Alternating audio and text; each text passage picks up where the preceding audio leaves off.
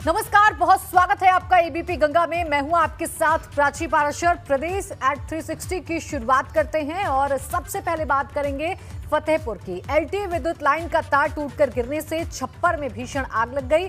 3 घरों को इस आग ने अपनी चपेट में ले लिया, जिससे गांव में हड़कंप मच गया। आनन फानन में घरों से निकलकर भागे लोग, उन्होंने अपनी जान बचाई। भीषण आग को ग्रामीणों ने पानी डालकर बुझाने में जुटे हुए हैं। किशनपुर थाने के चितनपुर मजरे गढ़ा गांव का ये पूरा मामला है। तस्वीरें हम आपको दिखा रहे हैं। आग की चपेट में 3 घर आए।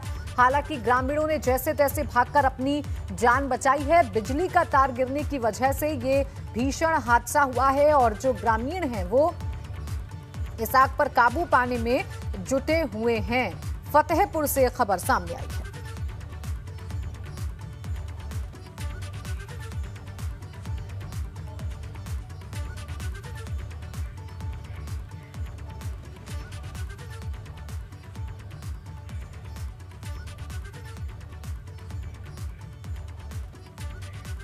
नैनीताल में 2 युवकों का हाई वोल्टेज ड्रामा तब देखने को मिला जब उन्होंने अपनी मांग को लेकर शरीर पर मिट्टी का तेल छिड़क लिया। पुलिस ने तत्परता दिखाते हुए दोनों युवकों को हिरासत में ले लिया, जिससे अनहोनी होने से बच गई।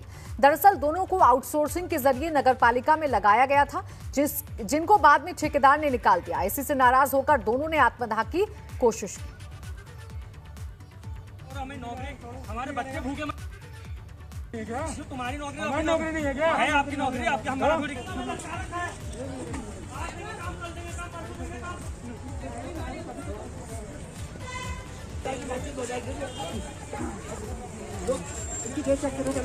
ठेकेदार ने इन्हें हटा दिया था नौकरी से और इसी का गुस्सा इन युवकों में था और अपनी नाराजगी जाहिर करने के लिए इन युवकों ने खुद पर केरोसिन तेल डालकर खुद को जलाने की कोशिश की, आत्मदाह करने की कोशिश की।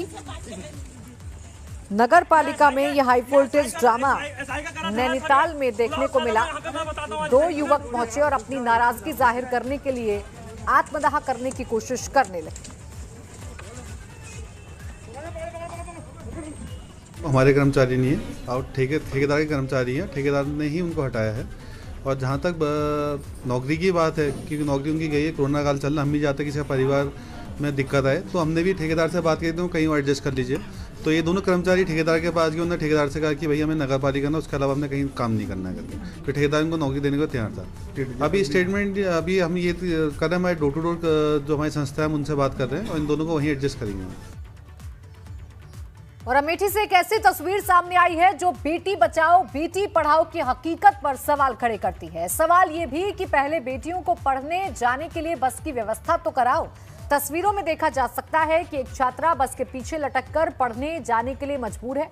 जरा सोचिए कि कभी भी कोई बड़ा हादसा हो सकता है। वीडियो वायरल होने के बाद अमेठी प्रशासन हरकत में आया। अमेठी सीओ अर्पित कपूर प्रतापगढ़ रोड स्थित टैक्सी स्टैंड पर पहुंचे और डग्गा मार बस में खचाखच भरे छात्रों और सवारियों को बस से नीचे उतारा। साथ ही बस को सीज भी कर दिया। वहीं बस में मौजूद छात्र और छात्राओं को दूसरे साधन से घर भिजवाया गया। ये प्राइवेट बस जगदीशपुर से प्रतापगढ़ जा रही थी।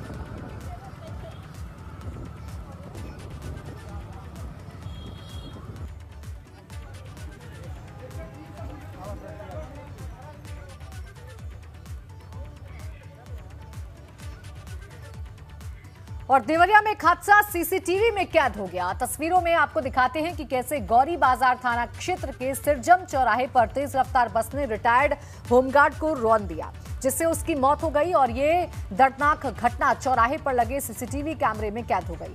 बताया जा रहा है कि मृतक चौराहे पर दवा लेने के लिए आए थे, तभी गोरखपुर की तरफ से तेज रफ्तार बस हरिचंद प्रसाद को कुचलते हुए निकल गई।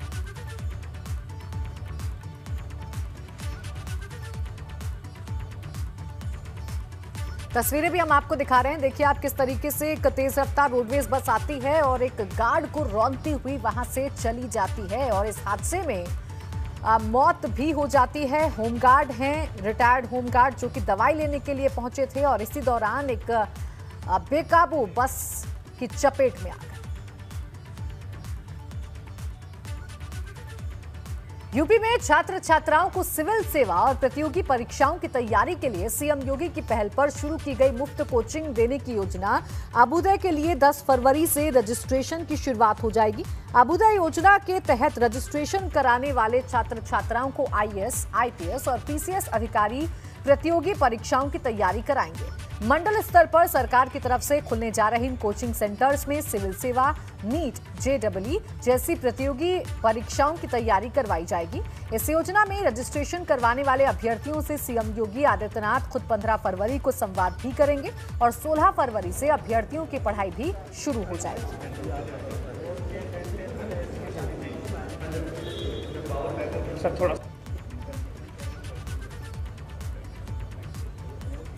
तो मुख्यमंत्री अभ्युदय योजना, जिसके तहत प्रतियोगी परीक्षाओं की तैयारी छात्र छात्राओं को कराई जाएगी। मुख्यमंत्री योगी आदित्यनाथ रविवार को अयोध्या दौरे पर जाने वाले हैं, जहां वो जन्मभूमि परिसर में रामलला के दर्शन के बाद विकास कार्यों का निरीक्षण करेंगे और अयोध्या में चल रही विकास योजनाओं की समीक्षा बैठक करेंगे। इस बैठक में सीएम योगी राम जन्मभूमि परिसर की सुरक्षा की भी समीक्षा करेंगे। सीएम योगी रविवार की सुबह 10:30 बजे अयोध्या पहुंचेंगे, जहां से वो सीधे राम जन्मभूमि जाएंगे और दर्शन पूजन के बाद मंदिर निर्माण स्थल का मुआयना करेंगे। इसके बाद सीएम योगी परिसर में ही सुरक्षा से जुड़ी बैठक में शामिल होंगे। बैठक के बाद सीएम योगी रामकथा संग्रहालय जाएंगे, जहां वो अफसरों और जनप्रतिनिधियों के साथ बैठक करेंगे।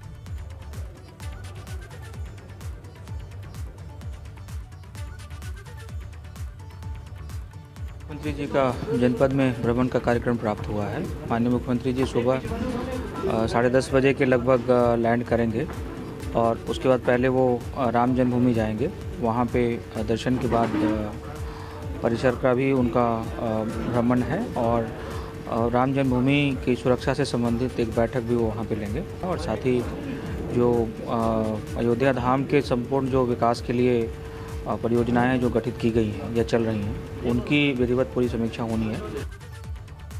मथुरा में श्री कृष्ण जन्मभूमि विवाद मामले में आज एडीजे कोर्ट में सुनवाई हुई। कोर्ट ने केशव देव मंदिर के सेवायत पवन शास्त्री की अपील को स्वीकार कर लिया। अब अगली सुनवाई 8 मार्च को होगी। पवन शास्त्री ने अपनी अपील में श्री कृष्ण जन्मभूमि की 13.37 एकड़ भूमि को मुक्त कराकर यहां से शाही ईदगाह मस्जिद को हटाने की मांग की है। हालांकि जमीन विवाद को लेकर चौथा दावा सिविल जज सीनियर डिवीजन की अदालत में दाखिल किया गया था, लेकिन सिविल जज सीनियर डिवीजन की छुट्टी पर होने के कारण इसे एडीजी की अदालत में भेजा गया था। आपको बता दें कि दावा दाखिल करने वाले पवन कुमार शास्त्री मलपुरा श्री कृष्ण जन्म स्थान के पास के ही रहने वाले हैं। उनकी ओर से दाखिल दावे में इंतजामिया कमेटी, शाही मस्जिद ईदगाह के सचिव, यूपी सुन्नी सेंट्रल वक्फ बोर्ड के अध्यक्ष, श्री कृष्ण जन्मभूमि ट्रस्ट मथुरा के प्रबंधक, श्री कृष्ण जन्मस्थान सेवा संस्थान के सचिव को प्रतिवादी बनाया गया है। इससे पहले अधिवक्ता रंजना अग्निहोत्री, महेंद्र प्रताप सिंह और हिंदू आर्मी इस मामले को लेकर अदालत में दावा पेश कर चुके हैं। इसमें पवन शास्त्री हैं जो सेवायत हैं, हम उनकी ओर से दावा दायर किया गया था 2 फरवरी 2021 को। उसके बाद 4 फरवरी बहस हुई 4 फरवरी को और आज उसका अंगीकृत कर लिया है कोर्ट ने और उसे रजिस्टर कर लिया है कोर्ट ने। और अब अगली तारीख नोटिस और समन के लिए 8 तारीख लगा दी है, 8 मार्च। उत्तर प्रदेश के नवनियुक्त मुख्य सूचना आयुक्त भवेश कुमार ने विभूति खंड के सूचना आयोग के मुख्यालय पहुंचकर कार्यभार संभाला। इस दौरान उन्होंने कहा कि आरटीआई के लंबित मामलों के निस्तारण में तेजी लाई जाएगी। जरूरत पड़ी तो सुनवाई अधिक की जाएगी। जनता को समय से सूचनाएं प्रदान की जाएंगी, जिससे लोगों का विश्वास जीता जा सके।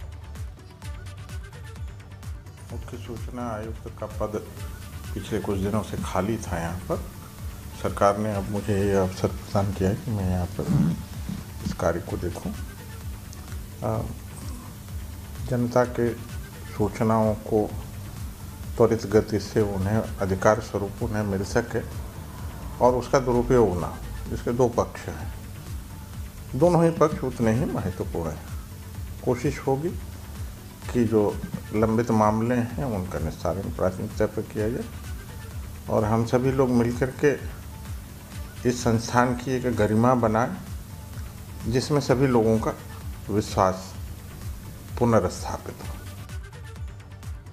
जम्मू कश्मीर के अखनूर में शनिवार की सुबह आतंकियों से हुई मुठभेड़ में महराजगंज के रहने वाले सेना के जवान चंद्र बदन शहीद हो गए।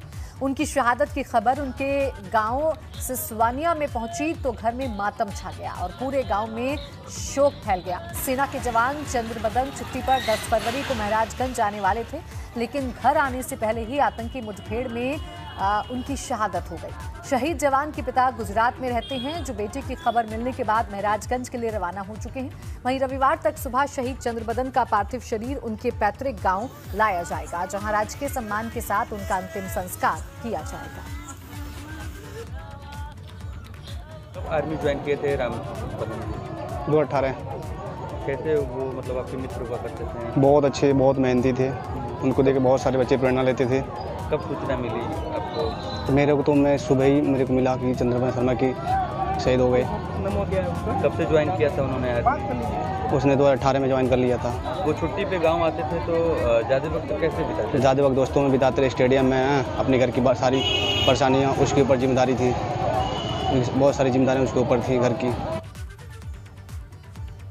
हाथरस के थाना चंदपा क्षेत्र के एक गांव में 1.5 साल की एक मासूम बच्ची के साथ हुए दुष्कर्म के केस में पॉक्सो कोर्ट ने प्रतिभा सक्सेना की कोर्ट ने 23 दिन के अंदर ही आरोपी व्यक्ति को आजीवन कारावास और 1 लाख की अर्थदंड की सजा सुनाई है। आपको बता दें कि 2 जनवरी 2021 की इस वारदात में आरोपी पर पीड़िता की मां की गोद से खिलाने के बहाने उसे ले जाने और उससे दुष्कर्म किए जाने का आरोप लगा था। इस केस में पुलिस ने 14 जनवरी को न्यायालय में आरोप पत्र प्रस्तुत किया था और पुलिस तथा अभियोजन की प्रभावी पैरवी से मात्र 23 दिन में न्यायालय ने सजा सुनाई। जनपद हाथरस के थाना चंदपा क्षेत्र में दिनांक 2 जनवरी को एक 1.5 वर्षीय बालिका के साथ दुष्कर्म की घटना कारित हुई, जिसके संबंध में पुलिस द्वारा तत्काल सुसंगत धाराओं में अभियोग पंजीकृत करते हुए अभियुक्त को गिरफ्तार करके जेल भेजा गया। इस प्रकरण की विवेचना प्रभारी निरीक्षक थाना चंदपा कोतवाली द्वारा की गई, जिसमें फॉरेंसिक साक्ष्य संकलन की कार्रवाई करते हुए गुणवत्तापूर्ण विवेचना मात्र 11 दिनों के भीतर इनके द्वारा पूरी की गई और चार्जशीट माननीय न्यायालय प्रेषित की गई। और सूत्रों के हवाले से इस वक्त की बड़ी खबर मिल रही है, प्रियंका गांधी को यूपी सरकार नहीं दे रही इजाजत। मुजफ्फरनगर, सहारनपुर, मेरठ जाना चाहती हैं प्रियंका गांधी वाड्रा।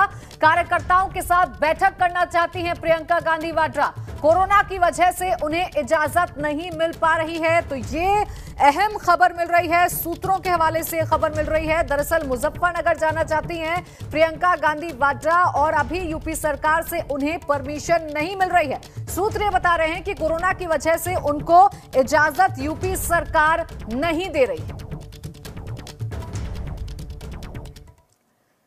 किसान आंदोलन को मजबूती देने के लिए रविवार को एक बार फिर महापंचायत बुलाई गई है। इस बार महापंचायत हरियाणा के मेवात और यूपी के अमरोहा में बुलाई गई है। अमरोहा के नौगावा सादात के गांव मुकारी में सुबह 11 बजे से रालोद की किसान महापंचायत होगी, जिसमें रालोद नेता जयंत चौधरी शामिल होंगे। इससे पहले भी जयंत चौधरी रालोद की बिजनौर और शामली में किसान महापंचायत में पहुंच चुके हैं। वहीं मेवात की खाप पंचायत में पूरी 36 बिरादरियां शामिल होंगी, जिसमें यूपी और राजस्थान के भी किसान शामिल होंगे। कल होने वाली किसानों की महापंचायत में राकेश टिकैत, योगेंद्र सिंह यादव, गुरनाम सिंह चढ़ूनी के अलावा कई और नेता शामिल हैं।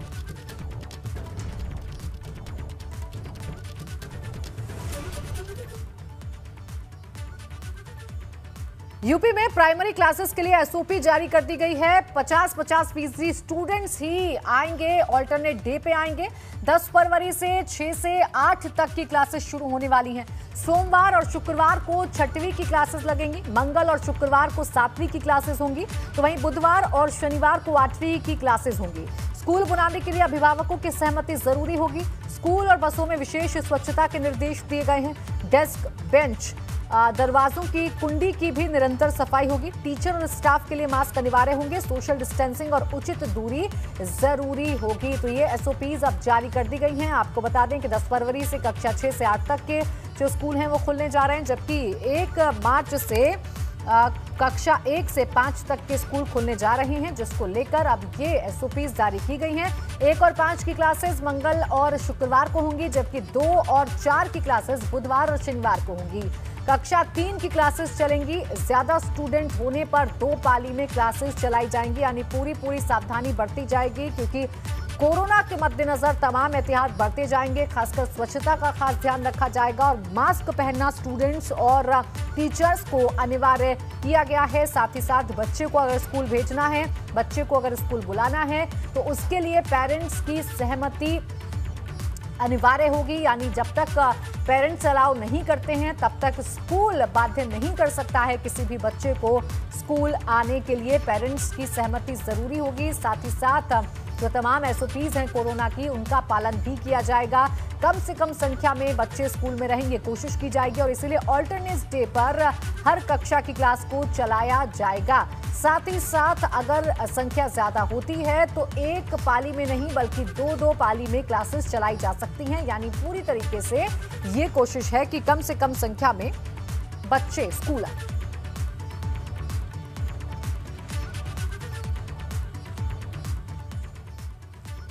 देखिए, प्रदेश में पंचायत चुनाव का बिगुल बज चुका है। गांव में लोग अपना प्रधान चुनेंगे, ब्लॉक प्रमुख भी चुने जाएंगे, लेकिन क्या गांव में लोगों तक विकास की योजनाएं पहुंच पा रही हैं? एबीपी गंगा की टीम ने जब गाजीपुर जिले में इसकी पड़ताल की तो चौंकाने वाले मामले सामने आए।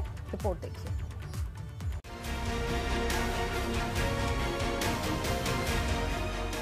देश बदल रहा है, प्रदेश बदल रहा है, बदलाव दिख भी रहा है। हम चांद तक पहुंच गए और आगे मंगल से न जाने कहां कहां पहुंचेंगे, लेकिन जमीन पर अब भी ऐसी जिंदगी देखकर एक पल को विश्वास नहीं होता। आखिर इनका क्या दोष है कि विकास की योजनाएं अब भी इनसे इतनी दूर हैं कि ये इसका सपना भी नहीं देख सकते।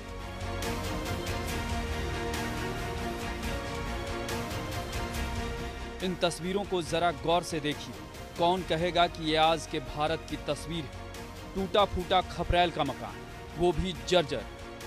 कब जमींदोज हो जाए पता नहीं। पंचायत चुनाव का बिगुल बज चुका है और जब एबीपी गंगा की टीम विकास योजनाओं की जमीनी हकीकत जानने गाजीपुर जिला मुख्यालय से 25 किलोमीटर दूर मोहम्मदाबाद ब्लॉक के तिवारीपुर पहुंची तो यहां हम एक ऐसे परिवार से मिले जिसमें 4 सदस्य हैं, लेकिन पिछले 20 सालों में इसी जर्जर मकान में रहने को मजबूर हैं।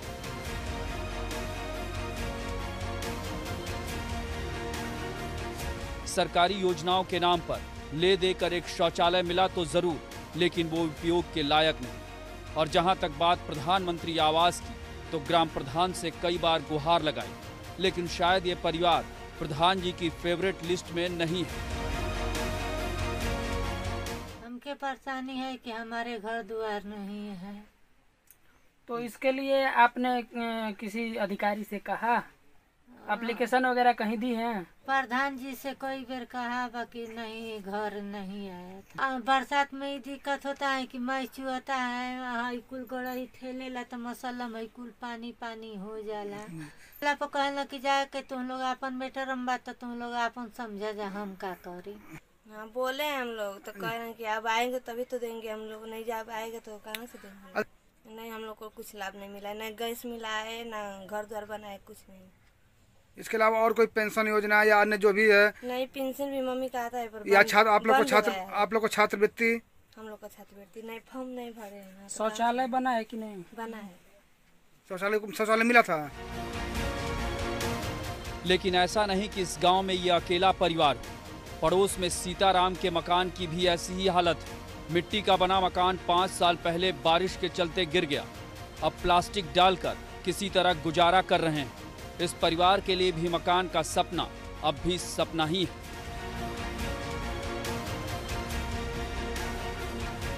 हमें सरकारी घर नहीं मिला और अभी हम लोग बनवाने की स्थिति में नहीं है। जाड़े के दिन में जैसे बहुत दिक्कत होती है, ठंड बहुत लगती है, गर्मी के दिन में भी बहुत तपता है और बरसात के दिन में भी दिक्कतें होती है, पानी लग जाता है और चारों तरफ से पानी आता है अंदर।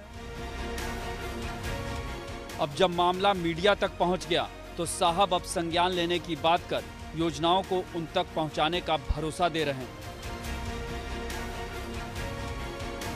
आपके द्वारा जैसा कि बताया जा रहा है, वो वांछित व्यक्ति हैं और शासन की कोई भी लाभ नहीं पहुंच पाया है। यह दुखद है।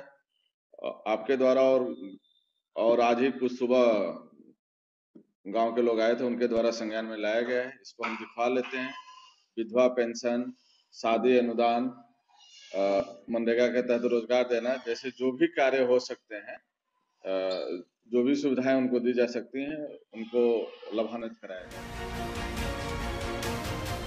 बहरहाल जब गांव-गांव सरकारी योजनाओं के जरिए लोगों तक पक्के मकान समेत तमाम सुविधाएं पहुंचाई जा रही हैं, तो फिर ये परिवार अब तक इससे क्यों और कैसे महरूम रह गया, इसके लिए कौन जिम्मेदार है, ये जांच का विषय है।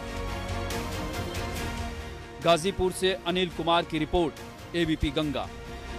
ब्रेक के बाद स्वागत है आपका। आप देख रहे हैं प्रदेश एट 360। अब खबरों में आगे बढ़ेंगे और बात करेंगे मऊ की, जहां किसानों ने ट्रैक्टर ट्रॉली से रोड को जाम कर नारेबाजी की।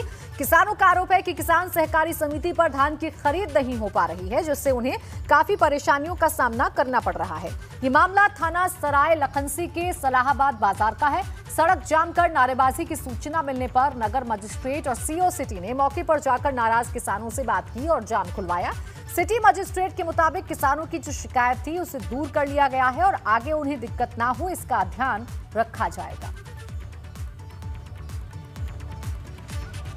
हाथरस के थाना सदर कोतवाली पुलिस और एसओजी टीम ने फर्जी कॉल सेंटर का भंडाफोड़ करते हुए 14 लोगों को हिरासत में लिया है, जिनमें 4 लड़कियां और 10 लड़के शामिल हैं। थाना पुलिस और एसओजी टीम ने मौके पर 20 मोबाइल फोन, एक लैपटॉप, एक रजिस्टर को भी बरामद किया है। ये लोग फर्जी कॉल सेंटर से नामी गिरामी कंपनियों के नाम पर कॉल करके लोगों को ठगने का काम करते थे। इनके कब्जे से 20 मोबाइल फोन, एक लैपटॉप, एक रजिस्टर को भी बरामद किया गया है।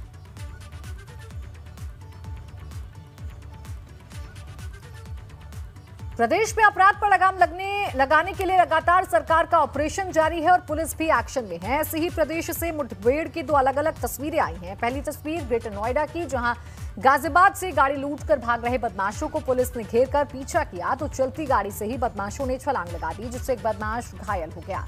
दूसरा बदमाश पुलिस को चकमा देकर फरार हो गया। वहीं घायल बदमाश को पुलिस ने धर दबोचा और लूटी गई गाड़ी भी बरामद कर ली। जो दूसरी तस्वीर है वो बागपत की है। यहाँ भी पुलिस और बदमाशों के बीच मुठभेड़ हो गई। मुठभेड़ के दौरान पुलिस की गोली लगने से 25,000 का इनामी बदमाश घायल हो गया, तो वहीं दूसरा बदमाश मौके से फरार हो गया। पकड़े गए बदमाश के पास से तमंचा, कारतूस और मोटरसाइकिल बरामद हुई है।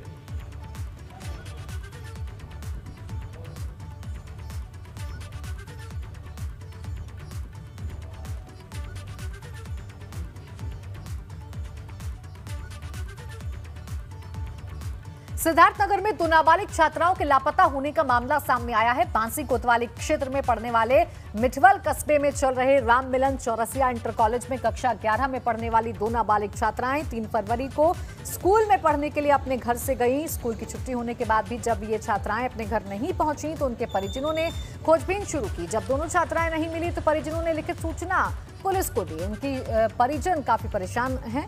गायब छात्राओं में एक बांसी कोतवाली क्षेत्र की निवासी है तो दूसरी पथरा थाना क्षेत्र की। परिजन तभी से रोज कोतवाली आते हैं और अपनी बच्चियों के बारे में जानकारी करते हैं। हालांकि पुलिस ने मुकदमा तो शिकायत मिलने के बाद ही दर्ज कर लिया, लेकिन 4 दिन बीत जाने के बाद भी नाबालिग छात्राओं का अब तक कुछ पता नहीं चल पाया है।